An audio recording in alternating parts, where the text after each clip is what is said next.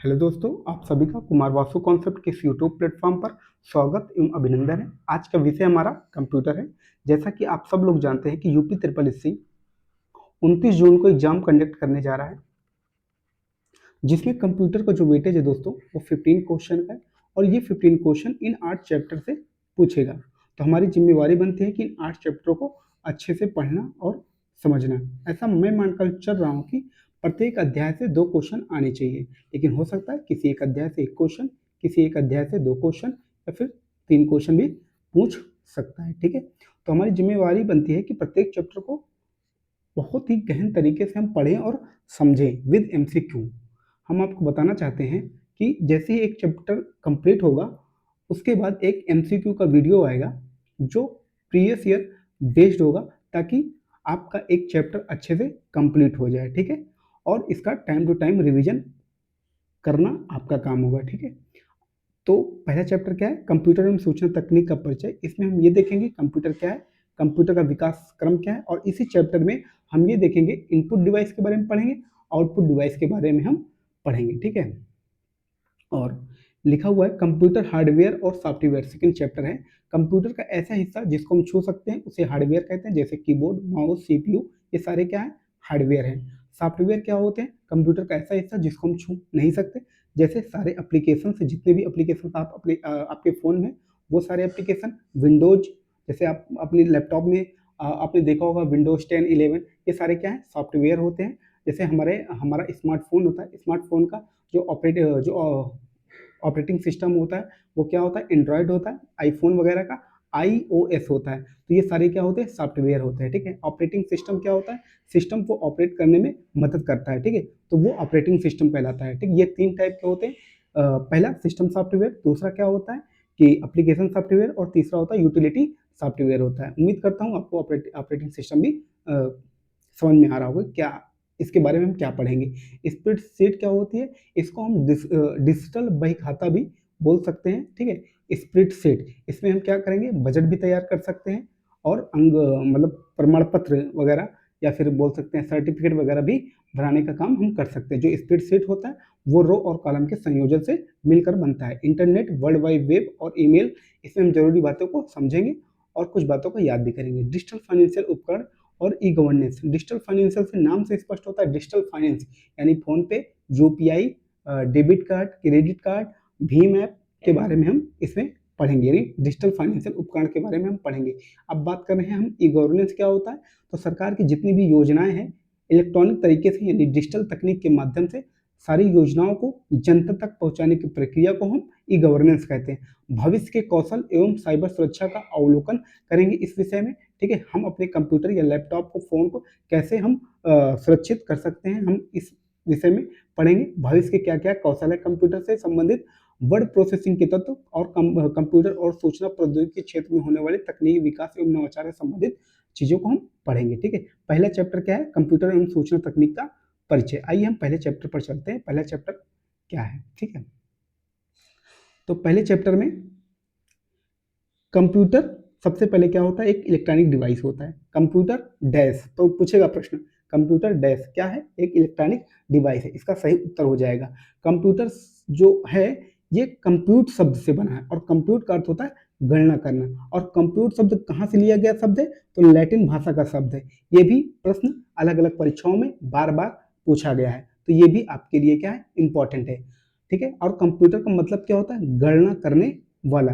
Computer को हिंदी भाषा में क्या कहते हैं? संगणक। ये 3 से 4 बातें जो हमने डिस्कस की आपके साथ, ये अलग अलग परीक्षाओं में कई बार पूछी गई हैं। ठीक है, तो इनको हल्के में मत लीजिएगा आप। अब इसके बाद बात करते हैं स्ट्रक्चर ऑफ द कंप्यूटर, यानी कंप्यूटर की संरचना। कोई भी कंप्यूटर हो, चाहे डिजिटल कंप्यूटर, चाहे एनालॉग हो, चाहे हाइब्रिड कंप्यूटर हो, मिनी हो या मेन फ्रेम कंप्यूटर हो या सुपर कंप्यूटर हो, ये 3 बेसिक इकाइयां इन सभी कंप्यूटरों में होती है। कौन कौन सी? सीपीयू, यानी जिसको हम प्रोसेसर भी कह सकते हैं, इनपुट यूनिट और आउटपुट यूनिट। जो सीपीयू होता है इसी को हम माइक्रो प्रोसेसर भी कह सकते हैं या माइक्रो चिप भी कहते हैं, और सीपीयू को ही ब्रेन ऑफ कंप्यूटर यानी कंप्यूटर का दिमाग भी कहते हैं। जो सीपीयू का काम होता है वो डाटा को प्रोसेस करने का काम सीपीयू करता है। ठीक है, इनपुट यूनिट क्या होता है? कंप्यूटर में कीबोर्ड के द्वारा जो भी निर्देश दिया जाता है वो इनपुट कहलाता है। और ये इनपुट देने के बाद जब ये प्रोसेस होता है, और प्रोसेस होने के बाद जो आउटपुट आता है, जो रिजल्ट आता है, उसी को हम आउटपुट यूनिट बोलते हैं। ठीक है, मान लीजिए किसी सर्च इंजन पर आप गए और वहां पर इनपुट दिया सरकारी रिजल्ट, और सरकारी रिजल्ट प्रोसेस होने के बाद यानी सीपीयू प्रोसेस करने के बाद आपको जो रिजल्ट देगा उसी को हम क्या बोलेंगे, आउटपुट बोलेंगे। उम्मीद करता हूँ आपको ये बातें समझ में आई होंगी। तो यहाँ पर क्या है, सीपीयू, सीपीयू का फुल फॉर्म क्या होता है, सेंट्रल प्रोसेसिंग यूनिट। ये भी एग्जाम में पूछा गया कि सीपीयू का फुल फॉर्म क्या होता है, सेंट्रल प्रोसेसिंग यूनिट। ठीक है, सीपीयू को और किस नाम से जानते हैं, brain of computer, micro processor, microchip. ठीक है, इन नामों से हम जानते हैं, या फिर प्रोसेसर के नाम से भी जानते हैं। ये क्या करता है, डेटा या निर्देश की प्रोसेसिंग करता है। ठीक है, सीपीयू क्या करता है, डेटा या निर्देश की प्रोसेसिंग करने का काम करता है। ठीक है, सीपीयू के तीन मुख्य भाग होते हैं। ठीक है, सीपीयू को माइक्रो प्रोसेसर भी कहते हैं। सीपीयू के तीन मुख्य भाग होते हैं, कैसे याद करेंगे, ये देखिए, सीपीयू के तीन मुख्य भाग होते हैं। कितने लेटर है सीपीयू, सीपीयू में 3 लेटर है, सीपीयू में 3 लेटर है। तो कितने भाग होते हैं, 3 मुख्य भाग होते हैं। आइए समझते हैं एक एक करके। एएलयू क्या होता है, यानी अरिथमेटिक लॉजिक यूनिट। नाम से स्पष्ट हो रहा है, अरिथमेटिक की बात कर रहे हैं, यानी जोड़ की बात कर रहे हैं, गुणा की बात कर रहे हैं, माइनस की बात कर रहे हैं हम, और डिवाइड की बात कर रहे हैं, छोटे की बात कर रहे हैं, बड़े की बात कर रहे हैं, इक्वल की बात कर रहे हैं। ठीक है, बात नहीं समझ में आई क्या, उम्मीद करता हूँ समझ में आई होगी। जैसे आपको 5 + 3 करना है, 5 + 3 करेंगे 8 आएगा, और ये 8 रिजल्ट कौन देगा, ये एलयू देगा। ये सारी संक्रियाएं कहाँ होंगी, एलयू में होंगी। ठीक है, हमको बताना है कि 5 और 3 में कह रहा है कौन ग्रेटर है, विच वन इज ग्रेटर। तो ये सारा काम कौन करेगा, एलयू करेगा। हमने यहाँ पर 3 = 3 लिख दिया। अब बताएगा क्या ये दोनों आपस में इक्वल है, तो ये सारे संक्रियाएं कहाँ होंगी, एलयू में होंगी। एलयू यानी अरिथमेटिक लॉजिक यूनिट, यानी अरिथमेटिक संबंधित, यानी गुणा भाग जोड़ घटाने संबंधित सारी संक्रियाएं किसमें होंगी, एलयू में होंगी। ठीक है, उम्मीद करता हूं आपको एलयू समझ में आया होगा। कंट्रोल यूनिट क्या होता है, कंट्रोल करने का काम, यानी पूरे कंप्यूटर को कंट्रोल करने का काम कौन करता है, कंट्रोल यूनिट करता है। एक प्रकार से कंट्रोल यूनिट को हम हुक्म देने वाला, जैसे हमारे घर में हमारे पिताजी होते, सारा काम को संभालने का काम करते हैं कि आप ये करो, आपका काम ये है, फलाने का काम ये है, धमाके का काम ये है, तो वो सारा काम कंट्रोल यूनिट करता है। कंट्रोल यूनिट को हुक्म देने वाला, या फिर कंट्रोल यूनिट को हम कह सकते हैं नर्व सिस्टम भी कहते हैं। कंट्रोल यूनिट क्या कह सकते हैं, नर्व सिस्टम भी कहते हैं। अब हम बात कर रहे हैं मेमोरी यूनिट क्या होती है। नाम से स्पष्ट होता है मेमोरी। मेमोरी क्या करता है, डाटा को स्टोर करने का काम करता है, डाटा को स्टोर करने का काम करता है। मेमोरी यूनिट 2 टाइप्स की होती है। मेमोरी यूनिट जो होती है वो 2 टाइप की होती है डाटा को स्टोर करने के लिए। एक होता है प्राइमरी स्टोरेज, एक होता है सेकेंडरी स्टोरेज। आगे हम पढ़ेंगे क्या होते हैं। ठीक है, एक होता है प्राइमरी स्टोरेज, एक होता है सेकेंडरी स्टोरेज। क्या होता है, तो प्राइमरी स्टोरेज को फर्दर हम 2 पार्ट्स में डिवाइड करते हैं, एक होता है रैम, एक होता है रोम। ठीक है, तो रैम का फुल फॉर्म क्या होता है, random access memory, random access ESS access memory. और रोम होता है read only memory, only memory, read only memory होता है। जो रैम होता है रैंडम होता है, इसलिए इसको अस्थायी मेमोरी कहते हैं, क्योंकि ये जैसे ही कंप्यूटर बंद होगा वैसे ही सारा का सारा डाटा खो देगा। ठीक है, ये डाटा को सेव नहीं करता, कौन, रैम डाटा को सेव नहीं करता। ठीक है, रोम क्या होता है, रीड ओनली मेमोरी। ठीक है, रीड ओनली मेमोरी, ये डाटा को सेव करके रखता है, इसलिए इसको हम स्थायी मेमोरी भी कहते हैं। क्या बोलते हैं, स्थायी मेमोरी भी कहते हैं। मेरी राइटिंग उतनी अच्छी नहीं है दोस्तों, लेकिन आप लोग इसको क्या कीजिएगा, थोड़ा समझने का कोशिश कीजिएगा। ठीक है, और जो सेकेंडरी सेकेंडरी के बारे में तो हमने बताया ही नहीं। सेकेंडरी जो स्टोरेज होता है, जैसे एसएसडी होता है, पेन ड्राइव का नाम आपने सुना होगा। ठीक है, हार्ड डिस्क ड्राइव का नाम सुना होगा आपने, हार्ड डिस्क ड्राइव का नाम सुना होगा। तो ये सारी सेकेंडरी यूनिट होती है। ठीक है, अब एसएसडी का फुल फॉर्म क्या होता है, solid state drive, solid state drive, solid state drive, ये एसएसडी का फुल फॉर्म होता है। एसएसडी कौन सी डिवाइस है, तो सेकेंडरी डिवाइस है। ठीक, उम्मीद करता हूँ आपको मेमोरी यूनिट भी समझ में आया होगा।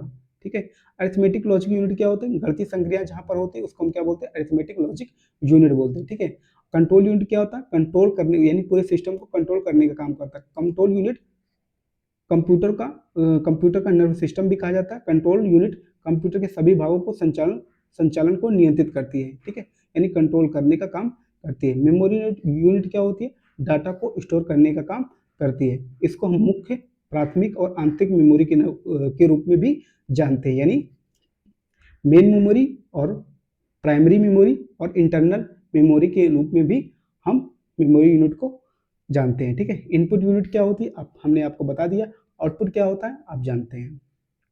अब बात कर रहे हैं कंप्यूटर के प्रकार। इनलॉग कंप्यूटर क्या होता है? एक ऐसा कंप्यूटर जहां इनलॉग कंप्यूटर का प्रयोग वहां होता है जहां पर चीजें लगातार बदलती रहती हैं, कंटिन्यू बदलती रहती है, वहां पर इनलॉग कंप्यूटर का प्रयोग करते हैं। जैसे आपने देखा होगा तापमान लगातार बदलता रहता है, तो वहां पर इनलॉग कंप्यूटर का प्रयोग करेंगे उस तापमान को मापने के लिए। ठीक है, जैसे हम बात कर रहे हैं थर्मामीटर बदलता रहता है, वोल्ट मीटर क्या है बदलता रहता है, दाब क्या है बदलता रहता है, ठीक है, करंट क्या है बदलती रहती है। ठीक है, तो ये सारी चीजें जो हम मापेंगे वो इनलॉग कंप्यूटर में मापेंगे। ठीक है, अब हम बात करें डिजिटल कंप्यूटर क्या होता है। डिजिटल कंप्यूटर अधिकांशतः आज के टाइम में सारा का सारा डिजिटल कंप्यूटर ही प्रयोग में आता है। जैसे हमने किसी भी सर्च इंजन में इनपुट देते हैं, इनपुट कोई भी डाटा हम इनपुट करते हैं, तो सबसे पहले उस डाटा को 0 और 1 के फॉर्म में क्या करता है, उसको ब्रेक करता है, डिकोड करता है। ठीक है, 0 का मतलब ये होता है कि उसमें इलेक्ट्रिसिटी फ्लो नहीं हो रही है, और 1 का मतलब ये होता है कि उसमें इलेक्ट्रिसिटी फ्लो हो रही है, यानी 0 का मतलब ऑफ और 1 का मतलब क्या होता है, ऑन होता है। ठीक है, तो डिजिटल कंप्यूटर क्या होते हैं? वे कंप्यूटर होते हैं जो अंकों की गणना करते हैं। डिजिटल कंप्यूटर की श्रेणी में अधिकांशतः कंप्यूटर डिजिटल कंप्यूटर की श्रेणी में ही आते हैं। डिजिटल कंप्यूटर डेटा और प्रोग्राम को बाइनरी यानी 0 और 1 में परिवर्तित करके इसको इलेक्ट्रॉनिक रूप में ले जाते हैं। ठीक है, तो डिजिटल कंप्यूटर ये होते हैं। ठीक है, अंकों की गणना करते हैं। ठीक है, हाइब्रिड कंप्यूटर क्या होता है? जब हम एनालॉग कंप्यूटर और डिजिटल कंप्यूटर को यानी इनलॉग की जो भी तकनीकी है और डिजिटल की तकनीक को हम मिक्स कर देंगे, तो हाइब्रिड कंप्यूटर का क्या हो जाएगा, निर्माण हो जाएगा, हाइब्रिड कंप्यूटर बन जाएगा। ठीक है, आपको एक एग्जांपल से मैं समझाता हूँ। जैसे आप पेट्रोल डलाने जाते हैं पेट्रोल टंकी पर, तो पेट्रोल का भाव लगातार बदलता रहता है, तो वो किसका साइन हो जाएगा? आप कहें आपका आंसर होगा इनलॉग का साइन हो जाएगा।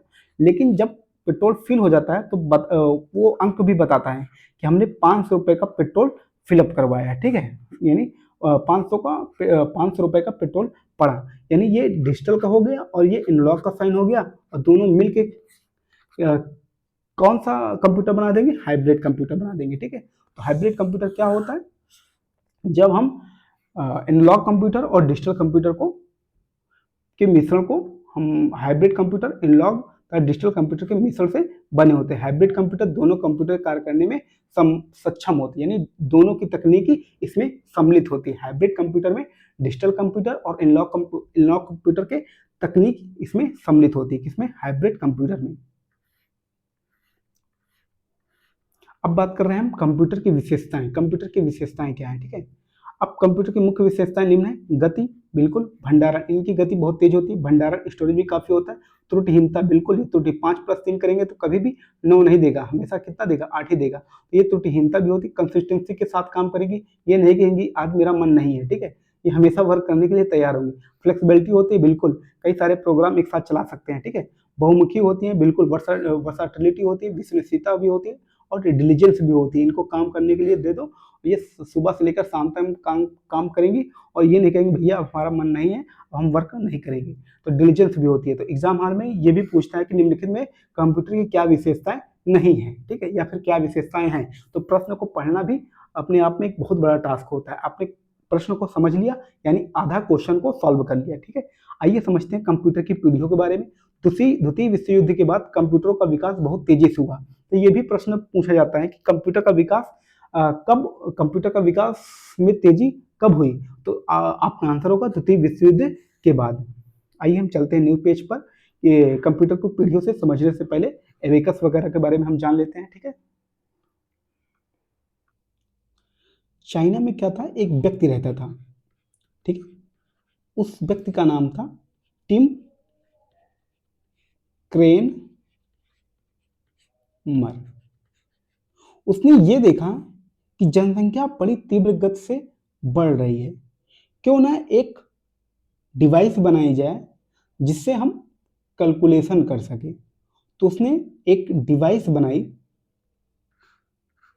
जिसका नाम है एबेकस। जिसका क्या नाम है? एबेकस। और विश्व का पहला गणना वाला यंत्र कहलाया कौन? एबेकस। ठीक है, अगर आपसे कभी पूछता है तो विश्व का सबसे पहला गणना वाला यंत्र कौन सा है, तो आपका सही आंसर क्या होगा? एबेकस होगा। इसमें ये छोटी छोटी क्या होती थी?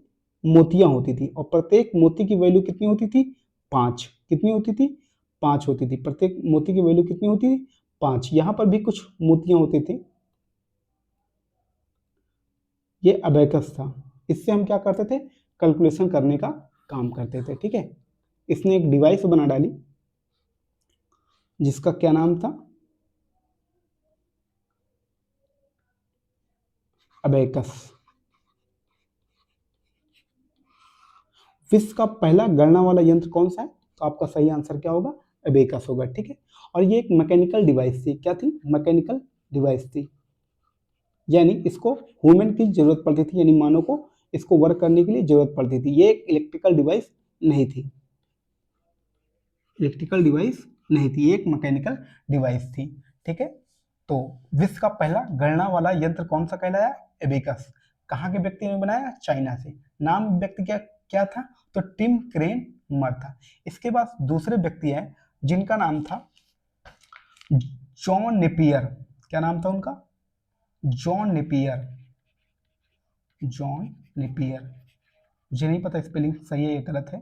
ठीक है, जॉन नेपियर, इन्होंने एक डिवाइस बनाई जिसका नाम था बोन नेपियर।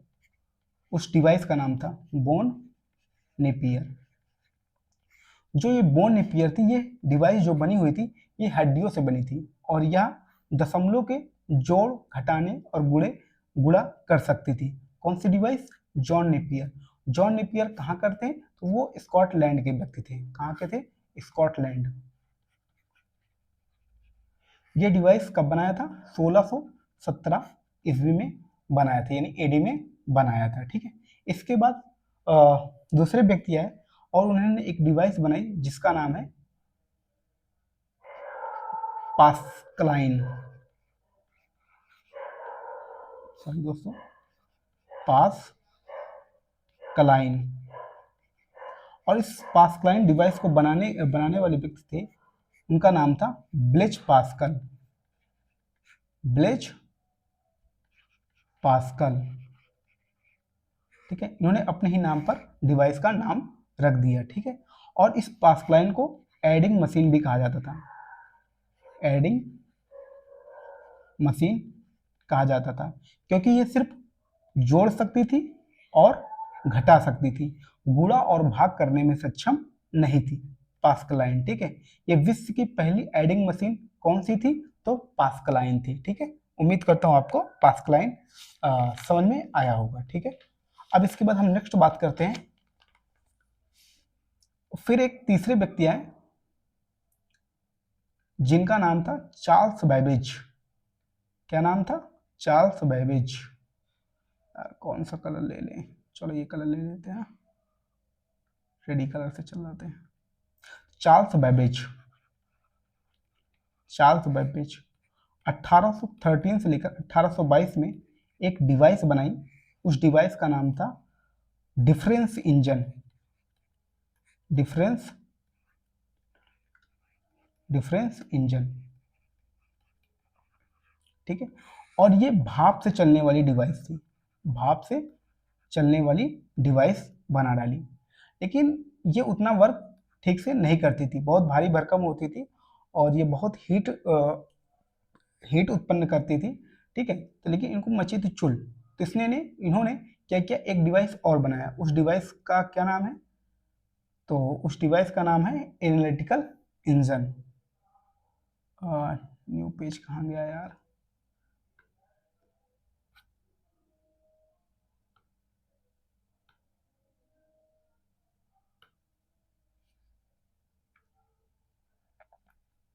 इन्होंने एक डिवाइस और बना डाली और उसका नाम था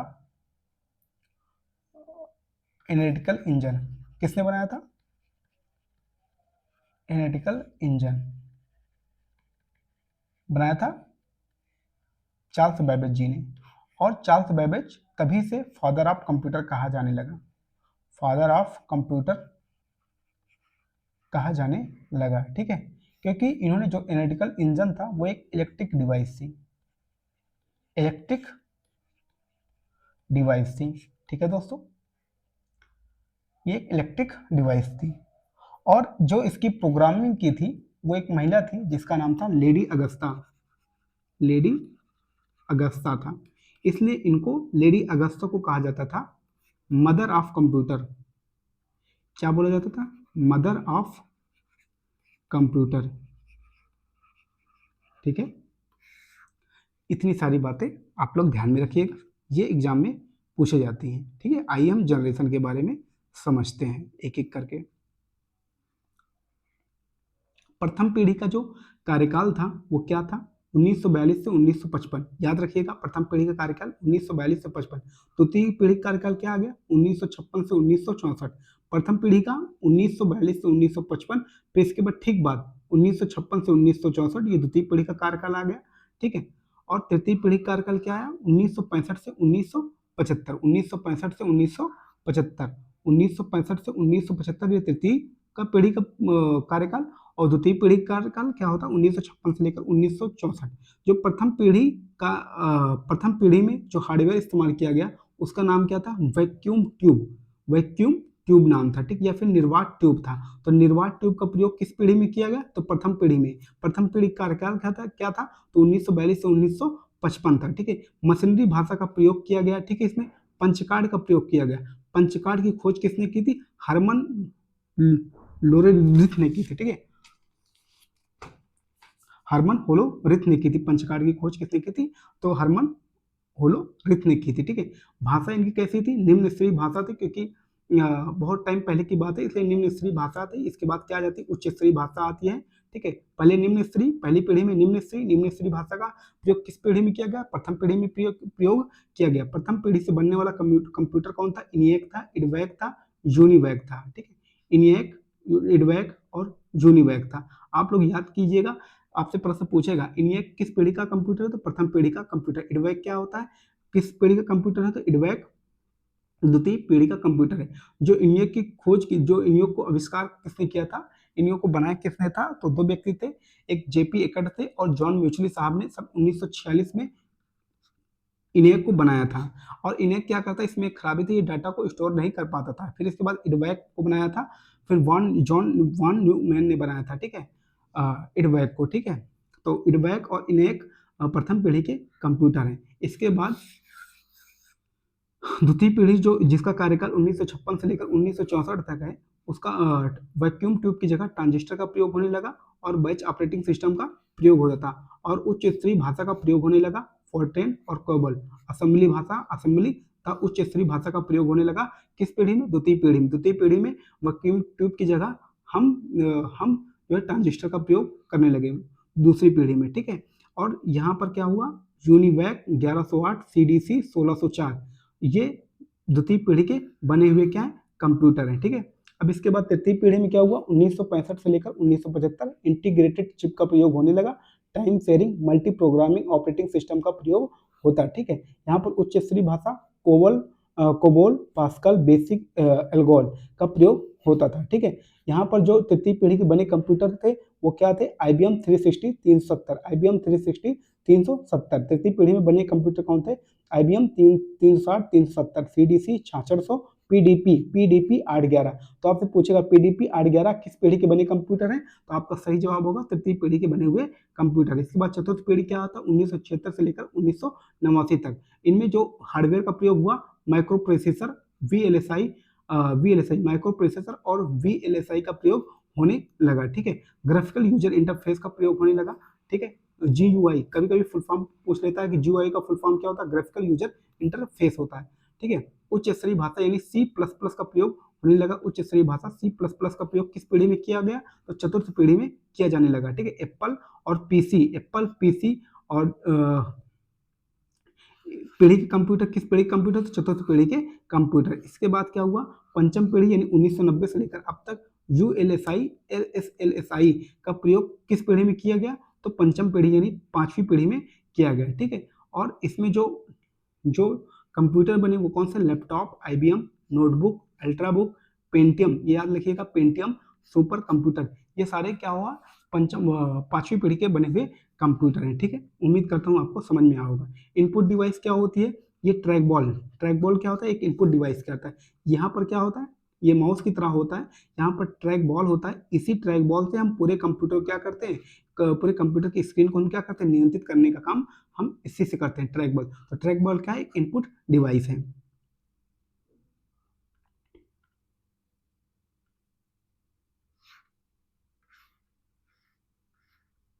स्कैनर क्या होता है, स्कैन करता है किसी डॉक्यूमेंट को, तो स्कैनर भी क्या है, एक इनपुट डिवाइस है। ठीक है, जॉयस्टिक क्या है, जॉयस्टिक क्या है, कंप्यूटर पर खेलने के लिए एक डिवाइस का प्रयोग करते हैं, जॉयस्टिक जिसे हम बोलते हैं, नाम से स्पष्ट है, जॉय स्टिक, जॉय स्टिक। ठीक है, तो जॉयस्टिक भी एक इनपुट डिवाइस है, लाइट पेन भी क्या है, एक इनपुट डिवाइस है, वेब कैमरा भी एक इनपुट डिवाइस है।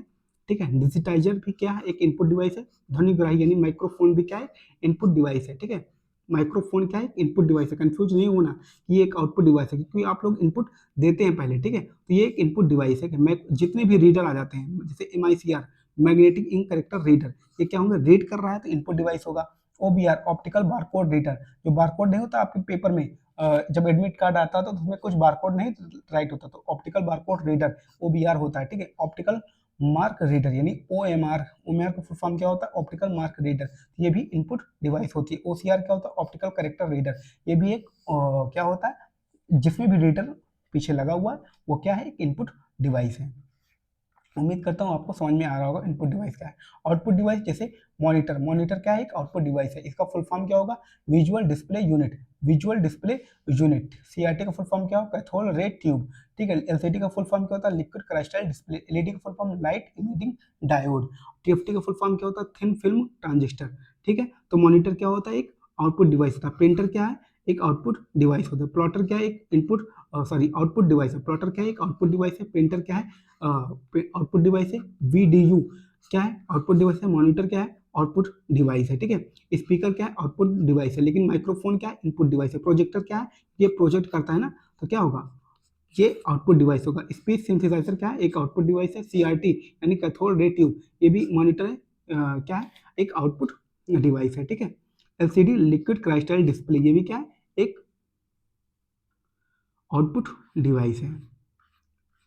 उम्मीद करता हूँ आपको इतनी सारी बातें समझ में आई होगी। बाकी का अध्याय कल देखेंगे। ठीक है, बाकी की चीज़ें कल देखेंगे। तब तक के लिए आप सभी को नमस्कार। और सभी लोग कायदे से इसको रिवीजन करिएगा, तुरंत रिवीजन कर लीजिएंगे। नोट्स जो बनाई होगी तो तुरंत याद हो जाएगा आपको। ठीक है, बात के लिए मत छोड़िएगा। Good night.